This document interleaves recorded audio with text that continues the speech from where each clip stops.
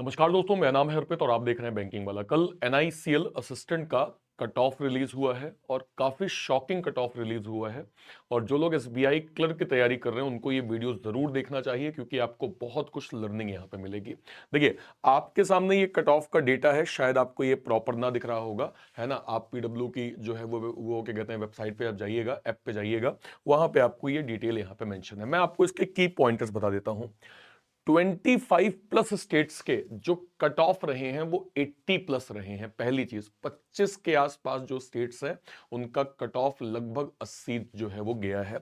इसमें जैसे कुछ स्टेट्स अगर मैं आपको दिखाऊं, मध्य प्रदेश 84, उड़ीसा 85, त्रिपुरा 85, वेस्ट बंगाल 87, जम्मू कश्मीर 85, दिल्ली यहाँ पे 84 और केरला का यहाँ पे 86 जो है वो कट ऑफ गया है। 80 प्लस कट ऑफ हमने एनआईसीएल में देखा। अब मैं थोड़ा सा एक बार जो है वो चलता हूं, जब एग्जाम हुआ था, एग्जाम टाइम पे हमने आपको क्या एनालिसिस दी थी एक बार देख लेते हैं। देखिए, आपका जो पेपर हुआ था जो है वो 30 नवंबर का एग्जाम था, जिसमें हमने तीनों पैटर्न इजी देखे थे। हम ये जानते हैं कि क्लरिकल और असिस्टेंट लेवल के मोस्ट पैटर्न जो है वो आसान होते हैं एज कंपेयर टू पीओ, ठीक है। तो हमने लगभग जो है वो आसान पैटर्न का पेपर देखा। इसके बाद जब हमने एक गुड अटेम्प्ट्स की बात करी थी, जब एनआईसीएल का एग्जाम हुआ था, तो आप देख सकते हैं इंग्लिश का 23 से 25 मिनिमम, रीजनिंग का 27 से 29 आराम से, मतलब ये एवरेज 100 में से 90 लोगों ने इतना तो किया ही होगा। उन 90 लोगों में कई लोगों ने 35 बाई 35, और कोई बड़ी बात नहीं थी। अभी मैं आपको पैटर्न और आगे दिखाता हूं। इसके बाद मैथ्स के आपके 26 से 28 एटलीस्ट एक स्कोर है, ठीक है। और जो एक हमने जो है वो क्या कहते हैं सेफ अटेम्प्ट्स का डेटा दिया था, वो लगभग 76 से 80 के आसपास डेटा भी दिया था। और आज आप कट ऑफ भी देख रहे हैं कि भाई इसके अराउंड ही कट ऑफ जो है वो गई है, ठीक है भाई, ओके। अब आप जरा पेपर देखिए, अब इस पेपर के पैटर्न को समझिए। फ्लोर बेस्ड पजल 8 लोग, एक सिंपल आसान पैटर्न था, बहुत आसानी से हम लोग सॉल्व कर सकते हैं। हम सभी लोग जानते हैं कि सिंगल पैटर्न की अप्रोच कैसे होती है। सीक्वेंस पजल 8 लोग, बिल्कुल आसानी से हम इसको सॉल्व कर सकते थे। ऑर्डर रैंकिंग जो आपकी रैंक वाली पजल होती है, जो मैं हर क्लास में करवाता हूं, ये आपके 4 क्वेश्चन, मंथ है, डेट, डायरेक्टली हमें डॉट मिला, हमने आंसर निकाल लिया। Blood relation 3 question, direction 3 question, inequality 3 question, alpha numeric series number और लेटर वाली 4 question, meaningful word 1 question, pair formation 1 question, alphabet test पर जो है वो 1 क्वेश्चन। आप क्लियरली देख के कह सकते हैं कि हाँ सर, ये 35 बाई 35 तो बन जाएगा, आराम से 35 बाई 35 बन रहा है, ठीक है भाई, ओके।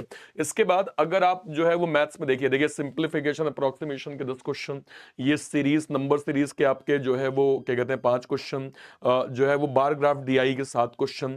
इसके बाद आपका बेसिक कॉन्सेप्ट, चूंकि आपका असिस्टेंट प्रीलिम्स है, तो अगर आपने अर्थमेटिक के टॉपिक्स का बेसिक किया है तो आप आराम से जो है वो वन लाइनर जो क्वेश्चंस होते हैं, इसका आंसर आप यहां पे दे पाएंगे। इसके 13 क्वेश्चन थे, इसमें भी बच्चों ने काफी अच्छे अटेम्प्ट जो है वो किए थे। इंग्लिश को देखिए, आरसी यहां पे 10 question, single fillers 5 question, misspelled 5 question, error detection 5 question, parajumble 5 question. आप कह सकते हैं कि अगर आपका बेस फंडामेंटल क्लियर था तो हाँ जी सर, 20 प्लस स्कोर तो हमारा यहाँ पे बहुत आराम से जो है वो बन सकता है। अब देखिए, मैं यहाँ पे आपको समझाना क्या चाह रहा हूँ, एसबीआई क्लर्क का पेपर है, वो भी आपका क्लैरिकल लेवल ही है, असिस्टेंट लेवल ही है। और हमने आज तक के पैटर्न में देखा है कि हाँ भाई, क्लैरिकल असिस्टेंट लेवल का पैटर्न आसान आता है।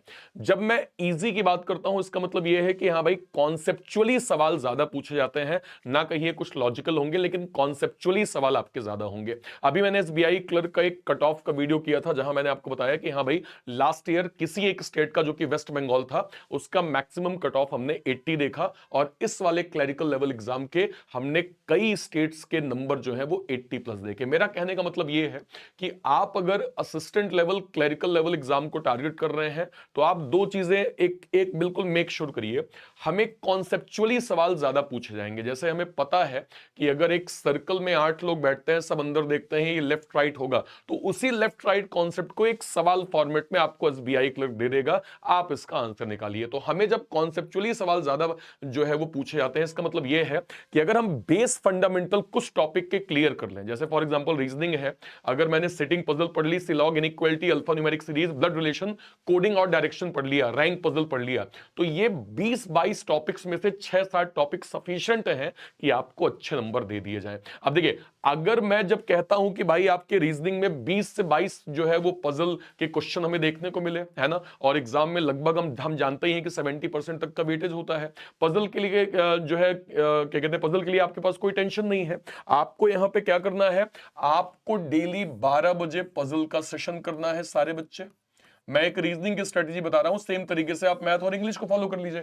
भाई अगर 20-22 नंबर की 35 नंबर में से अगर आपकी पजल आती है, डेली 12 बजे हम लोग लाइव सेशन करते हैं पजल का, जहां पे हम लोग 10 से 12 पजल डेली कर रहे होते हैं। अगर आप बिगनर हैं तो आपके लिए सुपर इंपॉर्टेंट है, अगर आप मीडियम लेवल पे हैं तो स्पीड बनाने के लिए सुपर इंपॉर्टेंट है, और अगर आप रिवीजन टाइम पे हैं तो आपके लिए मोस्ट इंपॉर्टेंट क्लास है 12 बजे वाली, जहां पे हम लोग जो है वो स्पीड में रैंक बना के पजल को सॉल्व करते हैं।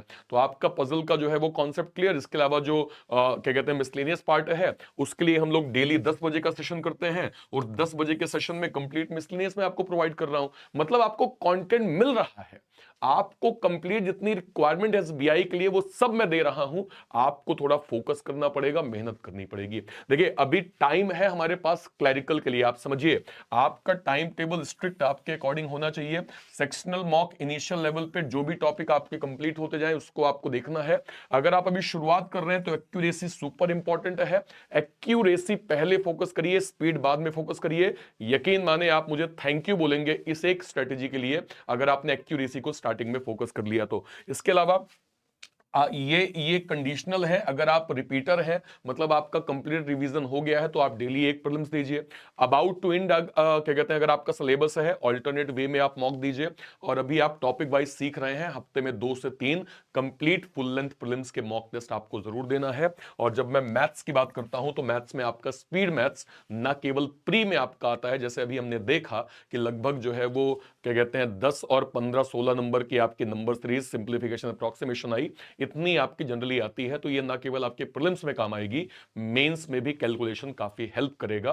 तो इन टॉपिक्स को आपको प्रॉपर जो है वो फोकस करना है, ठीक है भाई। अब एक इंपॉर्टेंट चीज, एसबीआई क्लर्क को ध्यान में रखते हुए हमने एसबीआई क्लर्क का एक टारगेटेड बैच लॉन्च किया है, जो कि डेडिकेटेड बैच है।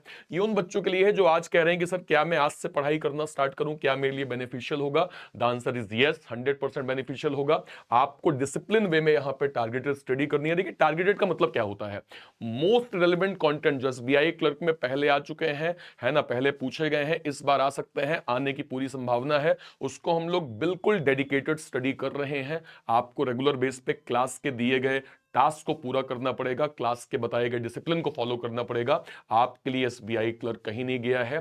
तो इस एक जो मतलब जो भी समय आपका बचा है उसको आप प्रॉपर यूटिलाइज करिए, एक डेडिकेटेड स्टडी करें और एसबीआई क्लर्क को जरूर क्वालिफाई करें।